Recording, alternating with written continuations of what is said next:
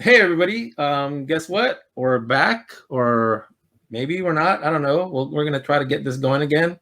Since the last time that we were on, we were doing the Macross Delta recap show, and ever since then, we haven't really recorded. We recorded some stuff, but we never really cut it and put it out. But we're gonna try this again. It's gonna be me, and I'm gonna be joined by Celia, the magical girl, and Chad from Macross Mecha Manual. So let's get it going. We're gonna try and get this, try to do this more often, but this is the first time we've been back. All right, look, here they are. So anyways, here we are. We're back. We're gonna, try to do this like weekly or whatever. We're gonna try. So we're getting the band back together. Well, I was really not satisfied with just doing an audio thing, and then my friend B started doing his thing, his Kong's RS channel, and then he's graciously letting us use this platform. So I thought, let's try getting this back together. And I mean, there's no series right now, but there's been a lot of things that we could talk about that's important Macross wise. What do you guys want to talk about? We got a lot of stuff to talk about. We got. Oh my god! I mean, we got stuff. Should we talk about old stuff first or new stuff? You name something, Chad. What do you want to discuss? I don't know. I don't even know why I'm here. Let's say, how far back are we going for old stuff? Because what happened? Oh yeah, I've recorded since not recorded, but posted since 2017, 2018. So we've got a couple of years to go back on. I don't know how far back you guys want to go. Well, this is the stuff that the elephant in the room right away. Talk about the big agreement news. Okay, let's just go with the agreement thing. Let's get that out of the way because it's so heavy, though. Let's go with it. We're gonna have some more fun later on. Maybe it's gonna be fun. This stuff is fun, right? I'm gonna turn off the logo. It's right on Chad's forehead. Oh, okay. That's okay. I got enough forehead to go around. I got more than enough. You got plenty of forehead. There's plenty of forehead. There you go. I want to see the whole thing. I don't want. I didn't mean to brand you. So let's talk about the what do you call it? The whole licensing bit. That's what everybody wants to find out more about. Right. Yeah. All right, well, let's not include Chad. I'm sure he has no opinion at all. Celia, what? Let's explain to us this whole licensing agreement news that came out. When was it? Last month or the 134? Yeah, it came out. I think it was April. I can't remember the exact date, but it was in the first part of April. Is when we finally the deal itself was signed sometime in March. Just before, I want to say it was March 15th. It was just before the original deadline of the license to expire prior to the 2019 extension. So everyone was just kind of watching and waiting. Around March 15th or 16th, everyone's watching and waiting to see what's going to happen next. And there was nothing. It was just silence from both parties. And then suddenly we were hit by this announcement in April. And you're cutting off and you're frozen now as we speak. You're frozen right now. I closed their website now. Oh yeah. Oh no, I can hear you. There we go. I had opened Harmony Gold's website. I think it cursed. Oh, and it slowed it down. It was Harmony Gold's fault. Apropos. Right? But basically the gist agreement is that it allows Big West to distribute Macross internationally and allows Harmony Gold to distribute Robotech in Japan and make progress on the Robotech live action movie, which hasn't made any progress in a decade. So I don't know if that will actually do anything, but that's basically the whole point, is just to get that out there. And since then, there's actually been some releases on YouTube officially. Like we've got Flashback 2012, which is currently available on YouTube. Side. It says for a limited on the Macross side, and it's only available for a limited time. We don't know how long because there's no dates on that video, but it's currently available. The teaser I'm downloading for everything. Macross Delta movies. All about that media preservation. Hell yeah. I'm an archivist. Right? Yeah. We've got the teaser for Macross Delta Zetai Live. Air Walkyre's concert special that just came out at the time of recording this. It came out just a few days ago. And then the Air Macross Frontier concert as well. So there are 4 videos that are currently up on the YouTube page right now. Oh, okay. I haven't seen the Air Macross Frontier one. I gotta watch that.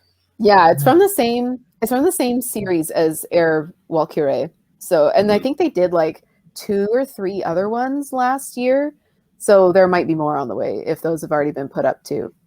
Cool. So a lot of good stuff coming out. As far as Macross stuff being available worldwide. I mean, I know a lot of people are expecting, like all of it to just come flooding the internet, but it seems to be coming out slowly, and they're trying not to overwhelm us with all that stuff that what are we expecting though, as far as honestly, I don't know.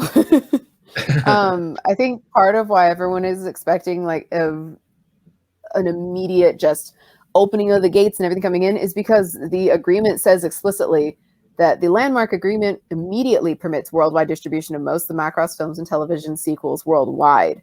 So because of that, in the press release saying immediate release, I think everyone is expecting that everything was magically going to go up. Like I remember the day that announcement came out, people were going, I don't see it on Netflix. Is it on Crunchyroll? Where's the music on Spotify? Where are the toys? And like everyone was really expecting it was going to come out right then. And that's not how it works. That's not how the industry works at all. Yeah, but it's keep in mind too that I think the reason for that sort of mindset is that people have been used to that for a while with their domestic entertainment, right? It's like you get like entire seasons released on streaming platforms like at once. So you can binge the whole thing if you want, right?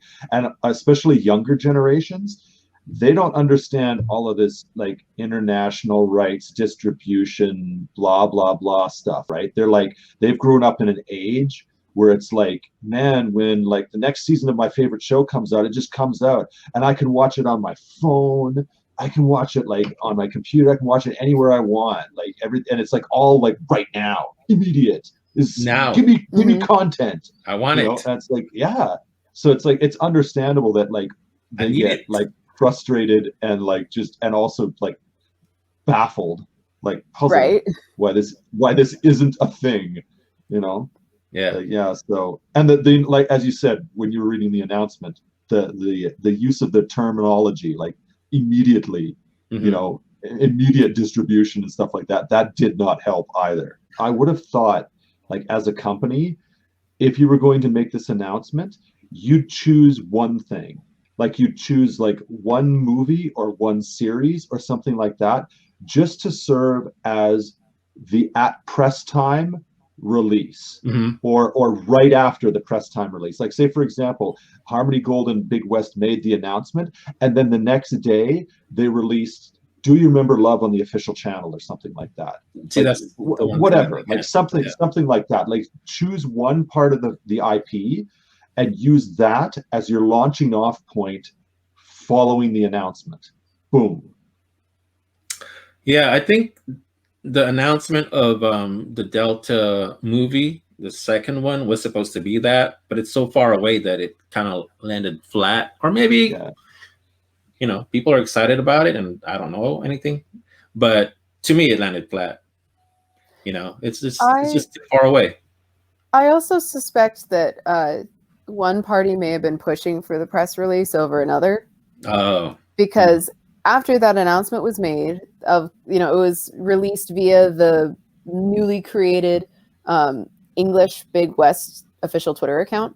And then Harmony Gold put it out on their website. It's up on the Big West website. But Harmony Gold then went on a live stream to talk about the agreement. Even though they Oh. can't really say much. Like I watched half of that live stream before I just quit because they had a lot of the same answers for everything, where they were saying, well, we're working on that, or at this time, you know, we don't have an answer on that. I think that the press release is likely them trying to make themselves, like, give themselves good PR, because they were the ones actively seeking out good PR after that came out.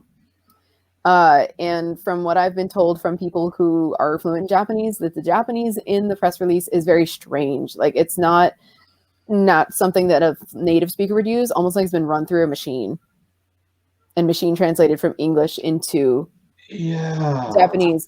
So I have a feeling that if it weren't for that press release, we would have no idea. Wow. Like, somebody screwed somebody over. We're not naming names. We could say the letters, the initials. All I know is I have my feelings on this have calmed down since the announcement came out, but boy, I had some feelings when I saw that news. I was shocked and I was excited, but I was also angry. Yeah. I was so mad that Harmony Gold was part of the solution to this. Yeah. And like now I'm not as mad. Now I'm just mildly annoyed because we're just never going to be rid of this company and their really terrible business practices. Yeah. Understand. But like when that came out, I was like, why? After everything was done, why? And I understand that there may be, you know, there may not have been a solution without them.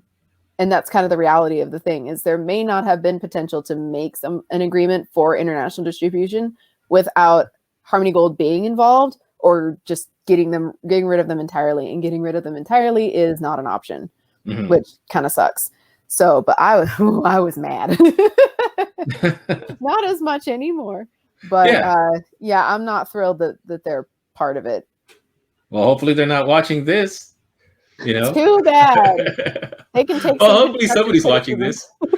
Hopefully someone watches this. But there was a lot of heightened feelings, like especially that day. I mean, in our group, we just, you know, or I decided, I didn't tell anybody, but I decided that I was just going to let everybody just kind of like post whatever they want just to get it out. Like there was a lot of stuff that were just, I don't want to say silly, but it was just way too much expectations. But I was like, you know, for like a week and a half, I was just like, let them post whatever they want. Maybe there's going to be more information, you know, but by the time everybody calms down, everybody's feelings settle down, you know, then we'll start like, you know, telling people like, you know, hey, quit posting all this stuff. Like, you know, it's I don't think it's going to happen that soon. But that was fun though. It was a lot of fun to find out what people were expecting, and I'm glad we didn't push them to just, you know, shut up or stuff like that. It was a lot of the stuff they were like I said before, there was people that were like looking at, you know, through Spotify to see if Macross songs were out already, and that was just the first day. And they're like, how come it's not on Spotify yet? What's wrong? You know, it's like, let's just wait. Let's just wait. Yeah, well, they're not. They don't like, and that's fair. Like, that's exciting. That's not like something. I don't think you can blame that on like consumers, the audience, anything like that. I mean, like, this is what they're used to now. This is the way the modern world works. Is like instant access, instantly everywhere. You know, and that's what they're used to. So you can't, you know, like whether you're a new company or an old company, you gotta live with the times. You know, you gotta.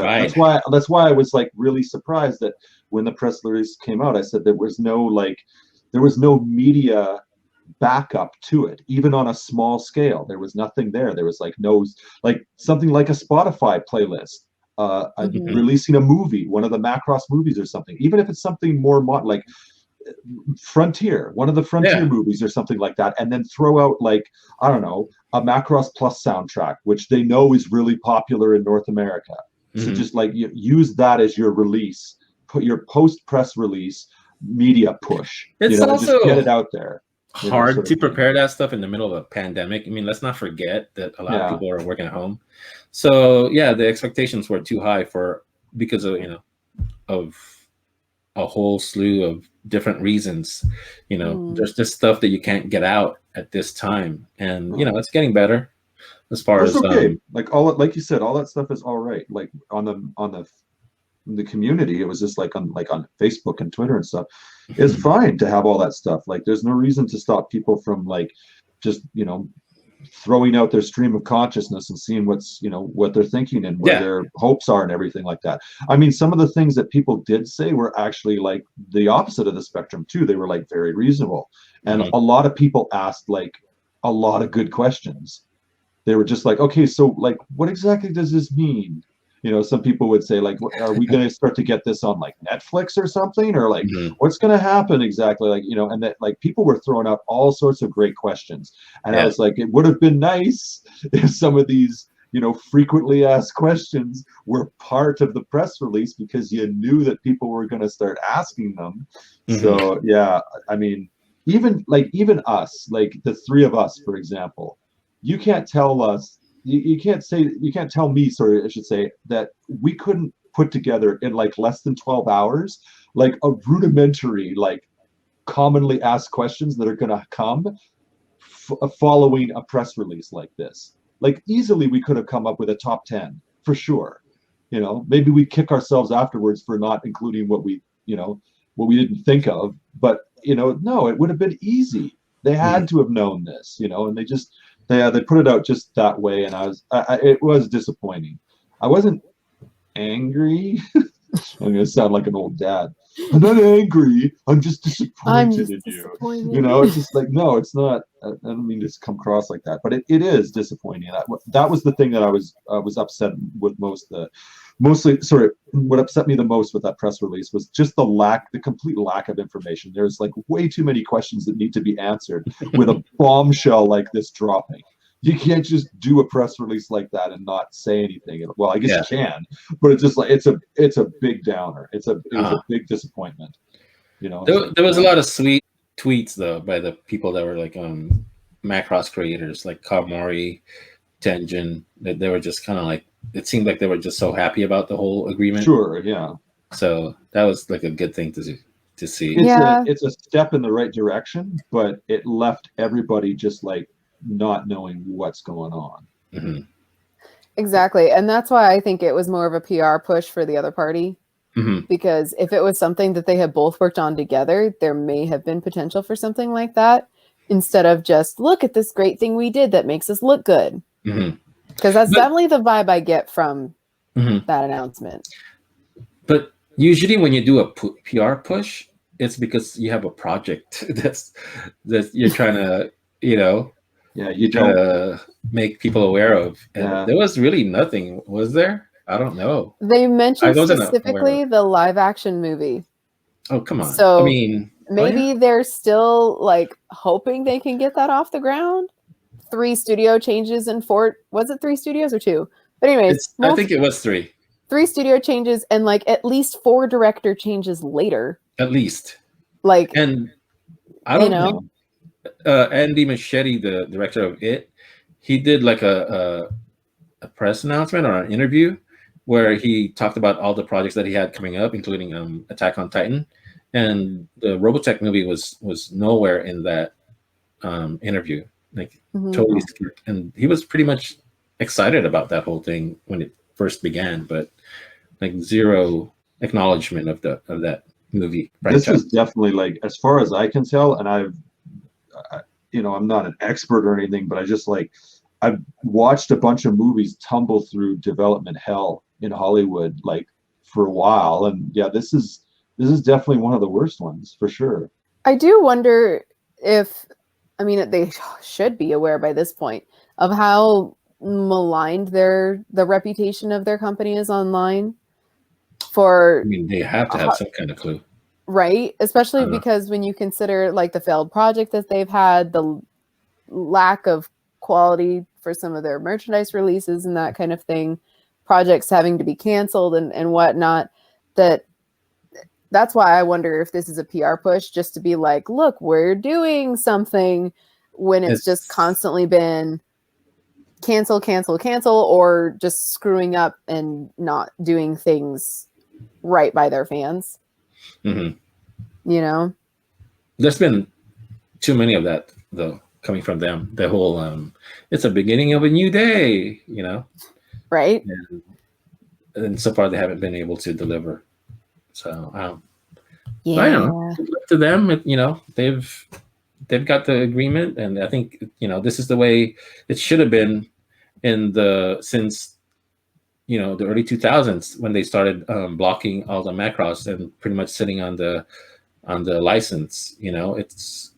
I mean, they didn't have to block the whole entire license, and that's the thing that everybody's pretty pissed about. Like they could have just said, we own the worldwide licensing of SDF and DYRL, and I don't think there would have been like a huge big deal with Big West if that was, that's an agreement they got into since the early 1980s. That's their fault. But the fact that they try to block everything else was just like where everybody just kind of like became angry towards them. Right. Especially because like at first you would think that they did it for financial gain, which it kind of seemed like, but then nothing came of it. Like they didn't even attempt to try licensing other Macrosses or anything, at least that we're aware of. Or come out with better toys for everybody. Right? Worldwide. So that definitely adds fuel to the fire there. But I think that overall, see, this is going into like areas of things too. Like in the United States, your patent laws in the United States are like really crazy. Like your copyright and patent laws are like really crazy there. And I think what a lot of companies do, not just Harmony Gold, but what a lot of companies do is they really hold on to this stuff because you can have like a payday, like this live action thing, like this live action movie. If it even sort of half works and is like half successful, that will be like a payday the likes of which Harmony Gold has never seen in its like entire ownership of the Macross property. And it'll make all of the decades of like nothing like worth it, because these trademarks and stuff like that, these copyrights and these properties, these intellectual properties and stuff like that can be worth like a huge amount of money if you can get it like through to like a major Hollywood movie release or like a major video game release or something like that. If you can hit the big industries, which are right now the Hollywood Hollywood film production and major AAA video game development. If you can get your property into those industries and have some sort of product get out there and be at least half-ass successful, it can be a huge thing. It can make a lot of more than anything that you ever did for like decades.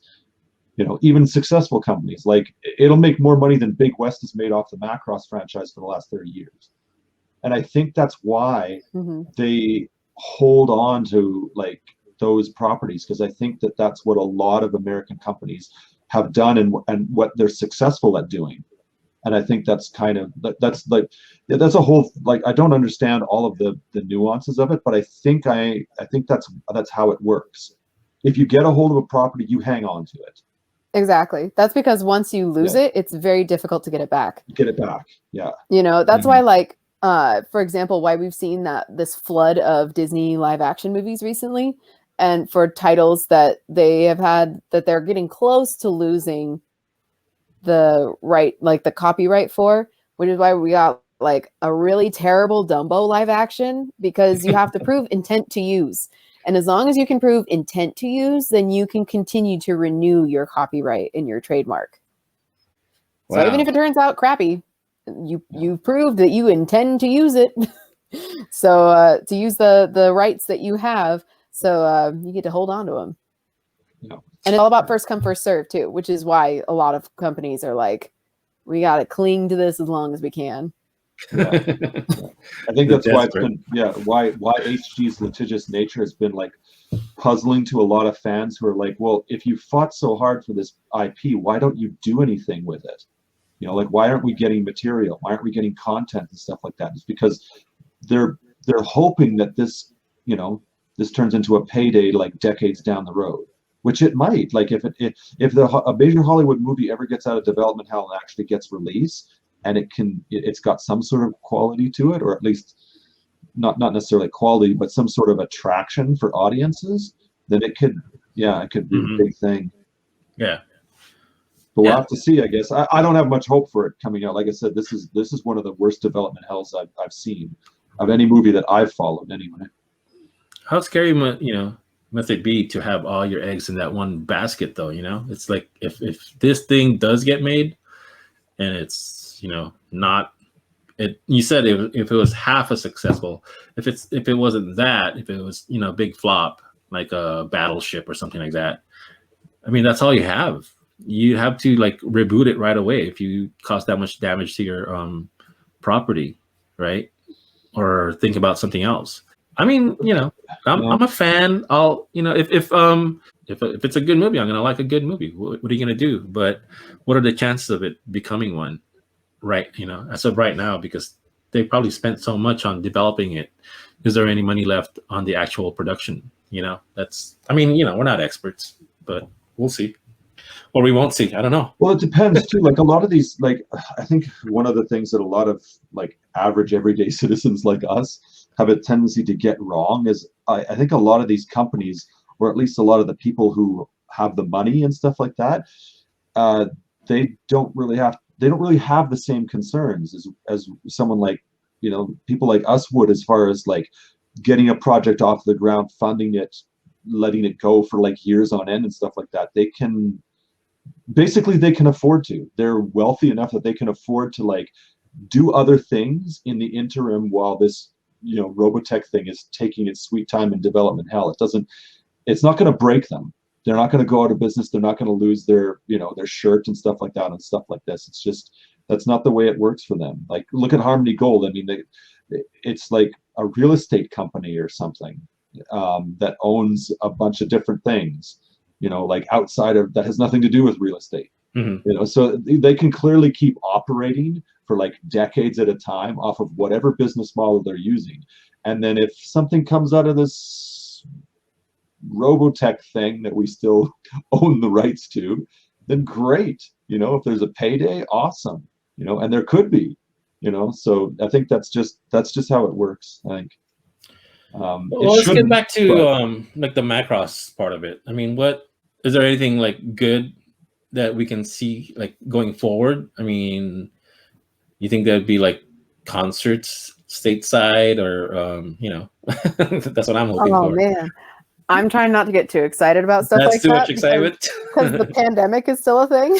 Yeah. So there's part of me that wants to be like, yes, we'll get more concerts and stuff, maybe like an actual world tour. But no, not, at least while the pandemic is going on, I'm yeah, that's true. I'm remaining cautiously optimistic. But post-pandemic world. Yes, post-pandemic, I would love to see more live concerts outside of Japan. Mm-hmm. I know that's really expensive, but it would be neat. I actually don't know if Victor Entertainment has any artists that have done that on their label, where they've done an international tour before. But they could do like conventions, because like what's that other one? What's the other Kawamori Idol thing? Oh, AKB 0047. 48. 48. Yeah, 48. Oops. I think you're thinking of 007 there, Celia. I have the Blu-ray right there, and I'm like real quick trying to figure out what the number is. Did they lose one? Did they lose one idol? Oh my god! But they go on like a world tour, as far as like going from con to con. Yeah, they go through like maybe across the U.S. or something like that.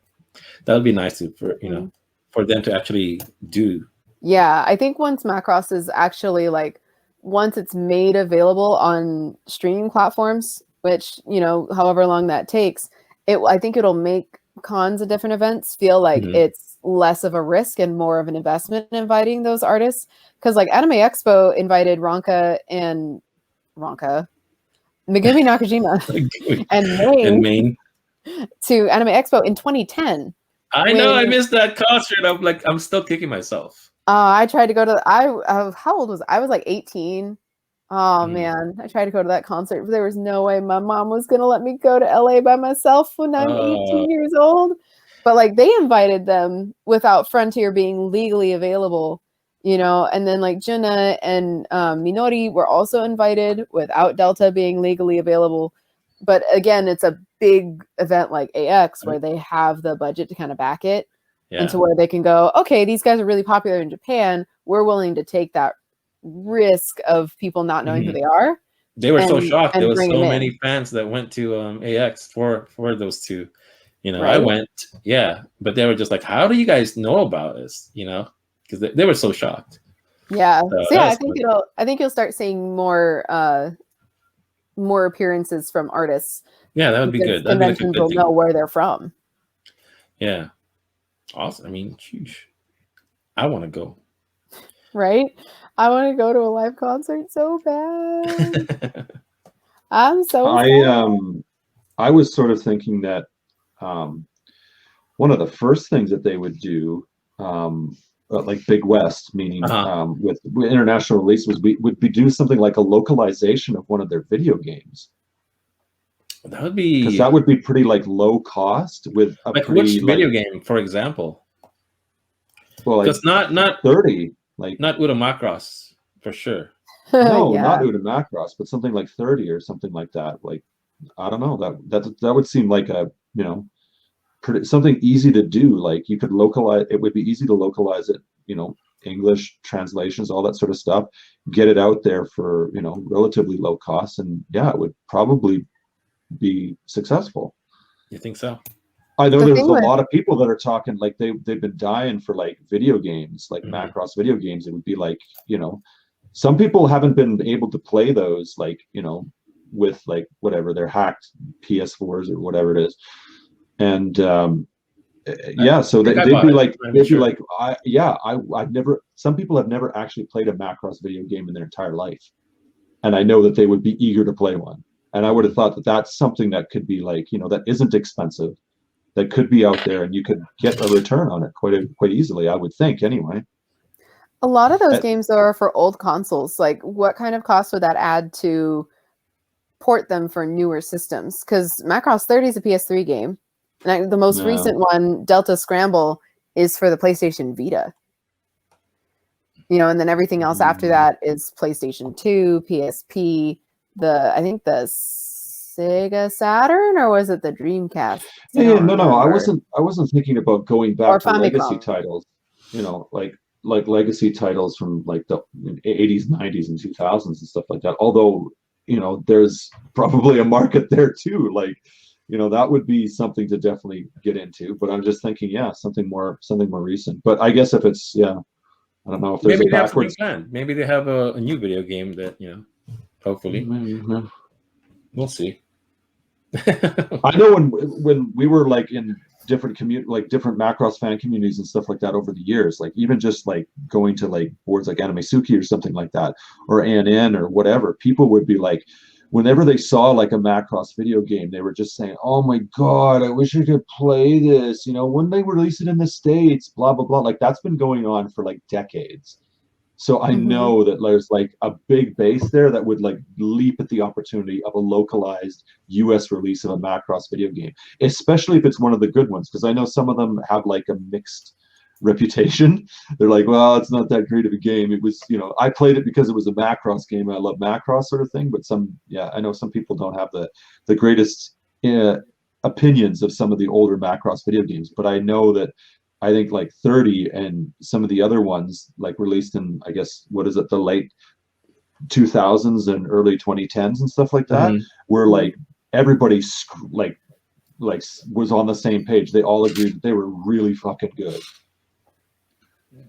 Hear that, Big West? We need a VFX 3. That's what we need, right? That's what everybody loved VFX 2. No, or a Macross 31. What's a Macross would be like? It's a Macross in English first, please. Yeah, right. That's never. I don't say never, because but what are the odds of that one coming out? I also say that knowing I probably won't sign up for the English server if they ever bring it over, because I've already spent the past 3 years playing on the Japanese one. I don't want to start over. You can't just port your assets over. It would have to be a separate server, kind of like how Fate Grand Order does it, where you've got Fate North America and Fate Japan. Mhm. Like you, I don't think you'd be able to do that. The only game I know of that has done that so far, that has merged their servers, is Love Live. And that's because with the insane popularity of Love Live and the English speaking community, like letting Bushiroad know, they want to keep up with JP. So now they're doing everything simultaneously.